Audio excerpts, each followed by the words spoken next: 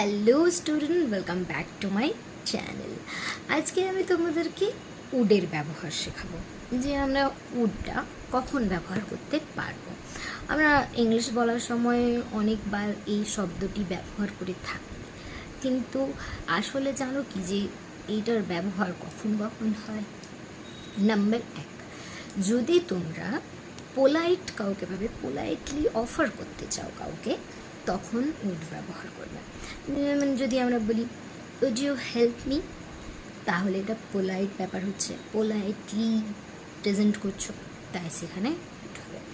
আবার যদি আমরা বলি যে কাউকে ইনভিটেশন করব বা কোনো কিছুর জন্য অফার করব, তখন আমরা যেমন বলি would you like some coffee, তাহলে এখানে আমি ওকে জিজ্ঞাসা করছি যে তুমি কি কফি চাও, তখন আমি ওর ব্যবহার করছি।